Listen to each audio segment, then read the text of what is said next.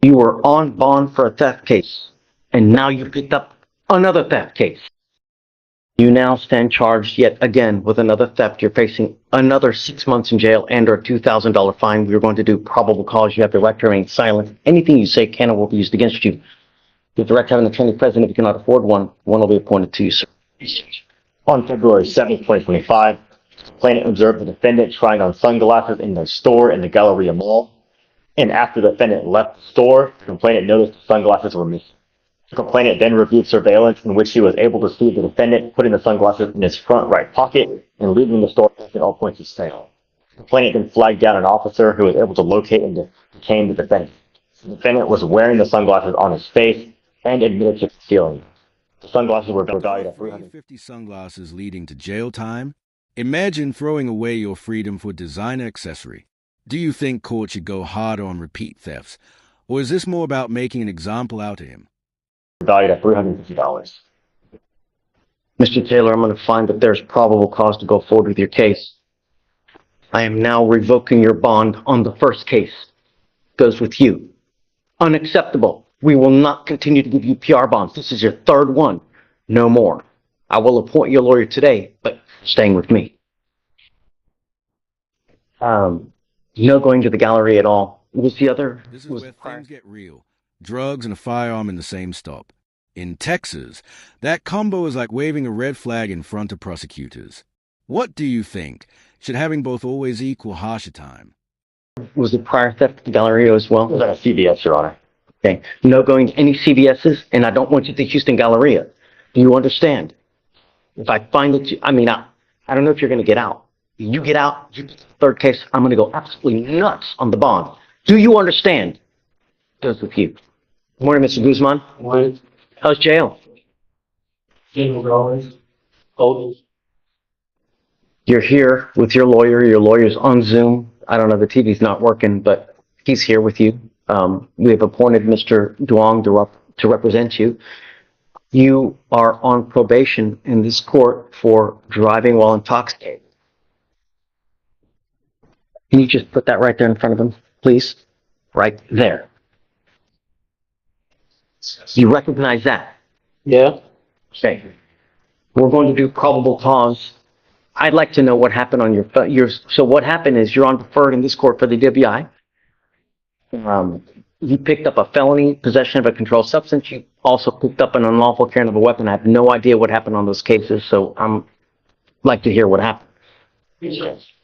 On February 11th, 2024, the officer observed a silver Chevy Silverado traveling on the 2400 block of Little York Road in Houston. The officer ran the vehicle and it returned as a white Chevy pickup truck, and the officer knew that the truck in front of him was not white in color. Therefore, the officer initiated a traffic stop. The defendant immediately opened the door and attempted to get out. A high-risk stop was initiated, and the defendant complied with instructions. White right pointing backhand index. This is interesting. Accused of making a violent threat. But the judge throws it out for lack of clarity. Case dismissed, but with a heavy warning. Should scary words alone ever be enough to land someone in jail? That was detained. The officer observed an NL sticker on the vehicle, which the officer knows stands for Mexican State of Nuevo Leon. The officer observed in plain view a glass pipe connected to a plastic bottle from which training experience known to be consistent with drug paraphernalia.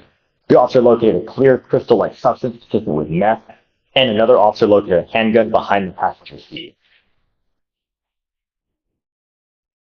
Notice how the judge zeroes in on both the drug possession and the firearm charge? That combination is extremely serious in Texas courts. When drugs and guns show up together, prosecutors often push hard for harsher penalties. What do you think? Should possession plus a weapon automatically mean tougher consequences? So you picked up with us the unlawful carrying of a weapon. I'm going to find that there's probable cause to go forward with your case. So, John, it looks like felony court is set for the 17th. Do you want to sit perhaps for the day after to see what happens up there? Sounds good to me, Judge. And then I'll, Mr. Guzman, I'll come by the jail to talk to you further. Okay? Okay. I'm ordering you as a condition of your bond on both cases not to drive any vehicle whatsoever for any reason. and they gave you a PR bond on your gun case, I don't know if that was a smart move. You've not made bond on the DWI as it is, so I don't know. We'll see about PR bond, but do not drive. I don't know if you're going to get out or not. If you do, you will get a GPS monitor because you are a flight risk. I find by clearing evidence you are a flight risk. As a result, you will get a GPS monitor, and I'm also going to give you a curfew from 7 p.m. to 7 a.m. Do you understand? You are not to consume alcohol or illegal drugs, and I'm going to randomly test you. If I find that you're using, likewise, you will go back in. I have it. You want to drink this? Well, I can't while you're in jail. Okay. But if you do get out, trust me, Mr. Guzman, you will be tested frequently. Okay, that's fine with me. I haven't been using drugs. So what I'd like to do also is do a TRAS to see where we go from here. I don't know, quite frankly, I don't know where we go from here. You're on probation in this court, and I don't know, because what we typically do is we do evaluations to see, so I have clinician on staff to see how we go forward. I know you tell me what, it's like little bunnies jumping in the woods, but the fact remains is that you have a new case, you absconded on our case, we had issues with that, now we've got issues here of what happened with these cases, so we will have you evaluated to see how we go forward. And I don't know, they may say residential treatment, they may say outpatient treatment. No idea, but that's why I have clinicians on staff, because they are better. They have the tools to tell me how to go forward, because Mr. Guzman, I just don't know you. I'm just trying to get rid of this stuff and get over with. I don't want to be up in here as much as you want to see me up in here. So, if you don't mind setting him up for a TRAS, and then we'll go from there. So, John, The reset date was 3/17, Judge? no, he's set for February 17th. So next Okay, I gotcha. So he's going on Monday, he's set for felony court. So I guess we'll do, the next day, and we'll figure out where we go, huh? Yeah, I'll have to zoom in, Judge, because I'm out for the rest of next week. So I mean, Okay, yeah, no issue, no problem. That's where we have it. Okay. so the 18th. Yeah. Gotcha. Okay. All right, Judge. Thanks.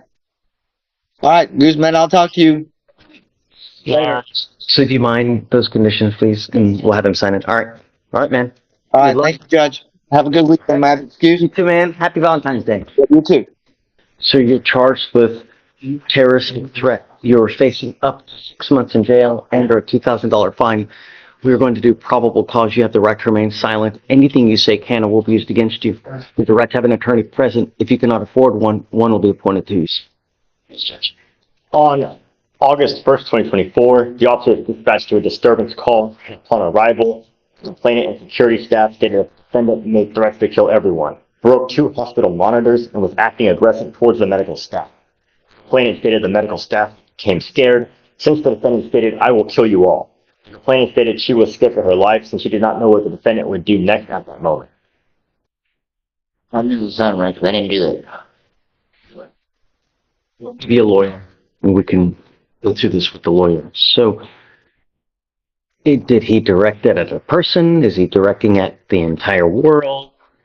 But the statement was only made that, "I will kill you all." And here it says the complainant stated the medical staff became scared, and the statement was that, "I will kill you all." That's all we have from the DMs, Your Honor. And then furthermore, the complainant did state she was the only one at the hospital at the time of the officer's arrival, since the rest of the medical staff had gone through a shift change and she was the only one there. So it's not exactly clear who was there when the statement was made. He just said, "I will kill you all." Right, so who's it directed to? Just I don't even know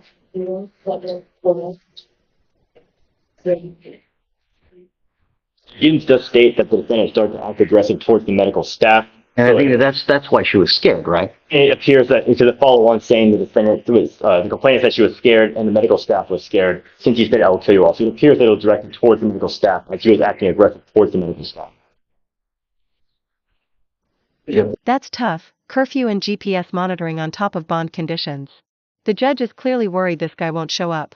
Quick question for you. Do you think strict conditions like this actually keep defendants accountable, or just set them up to fail?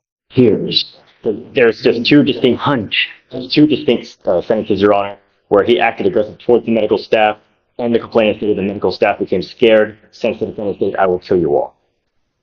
I thought I did time for that too. Mr. Mickish, I'm going to find that there's no probable cause to go forward with your case. But you need to be careful. Scaring people can kind of hurt them. You know what I mean? Your Honor, I don't. Look, no. Mr. Mickish, patience goes a long way. You know, when you get upset and when you lose control, that's why we have so many people in jail. Because they lose control, they do whatever they want to do, and they don't think, if I do this, what's going to happen? If I say this, what's going to happen? Be careful, all right? All right, just hang tight for me in the back. All right, Ms. Fernandez, you have been given 2 PR bonds, and your case is nearly 250 days old. They are still allowing you to take this plea bargain agreement where if you complete a class, your case will be dismissed. They are giving you only until Monday. So, what we will do is we will reset your case until then. If it's not done, we will have to go another route. If you ever miss court again, you will not get any more PR bonds. That will be the 3rd time that you have failed to appear for court, and it will not go well. Do you understand? You have a lawyer. It is your responsibility to stay in touch with the lawyer, and they can always get a hold of us. But there's no excuse. No tolerance anymore. Okay? Good luck. Okay. You were charged with unlawful carrying of a weapon. You are facing up to a year in jail and or a $4,000 fine. We are going to do probable cause. You have the right to remain silent. Anything you say can and will be used against you. You have the right to have an attorney present. If you cannot afford one will be appointed to you. On February 9th, 2025, the officer was dispatched to an assist the officer call in regards to a shots fired at 1700 Travis Street. The defendant was detained because the officer observed an unidentified individual discharge a firearm, and the defendant was within that group of people. The defendant admitted to the officer that he had 2 ecstasy pills in his right front pocket, and that there was an AR pistol in the SUV the defendant was driving. The officer completed a search of the defendant and located 2 methamphetamine pills in his front right pocket, and the defendant informed the officer that he was aware of the AR pistol in the SUV prior to him getting behind the wheel. The officer located the AR pistol on the floor in the 2nd row of the SUV within reach of the driver. The substance was believed to be methamphetamine based on training experience with a weight of 0.61 grams. I'm going to find that there's probable cause. What is it? He says that the AR is his. He says he was aware that it was in the vehicle. It was within his reach in the vehicle. His vehicle is. I don't believe it says in the DMV. It says he was driving a vehicle. How do you put it on him? Will you allow me to read the full DMs, Your Honor? Sorry, he says that he was driving, so it would be that he was in care custody control because he was operating the vehicle with knowledge that the firearm was in there and it was within his reach, his ability to grab the firearm. Not. How do we know that how do we know that it was in there while he was driving? How do we know that they didn't put it in there after the fact? Stated that he was aware that the AR pistol was in the vehicle before he got into the driver's. No. It just says that he was aware. Don't add stuff in. We'll read the complete The DMs. judge drops a hammerhead. No weapons, no excuses. When you're tied to an AR pistol and meth pills, even knowing about it can be enough for possession. Do you think that's fair, or should the law require absolute proof of ownership?